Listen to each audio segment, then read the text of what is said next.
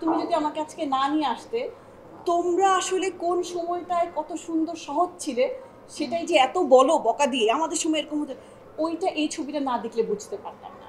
বলতে গেলে একটা কথাই আসলে এটা এক লাইনেই হবে, কারণ যখন গল্পটা শুনলাম আমার কাছে মনে হচ্ছিল যে তানিম যেইভাবে আসলে দর্শকদের সাথে কানেক্ট করতে চাচ্ছিল, সেটা 2025 হোক, এটা গত বছরই হোক, যেটাই হোক না কেন, এই কানেকশনটা আসলে তৈরি করতে পেরেছে।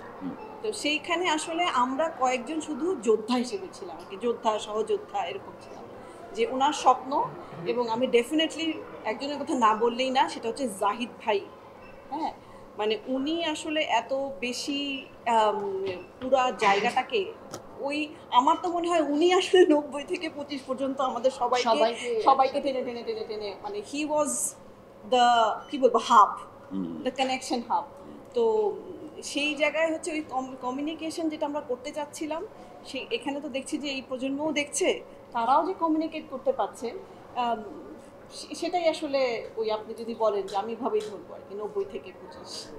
অবশ্যই আমাদের ছবি আমরা দেখতে বলবো, এবং প্রত্যেকটা ছবির এক একটা, বিভিন্ন ছবির বিভিন্ন জনরা আছে, বিভিন্ন ছবির বিভিন্ন দর্শক আছে, কিন্তু সামহাও আমার খুব ভালো লাগছে এটা ভেবে যে অনেক জেনারেশনের যারা আছে তারা আমাদের ছবিটা পছন্দ করছে।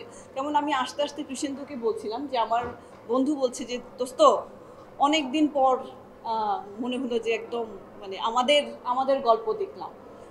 ওর ছেলেকে আনতে চাচ্ছিল, তো আসলে আসতে রাজি হচ্ছিল না। তো ও তখন বেরিয়ে বলেছে যে অপিক আন্টিকে একটু মিস করেছি, হ্যাঁ আরেকটু পেলে ভালো হতো।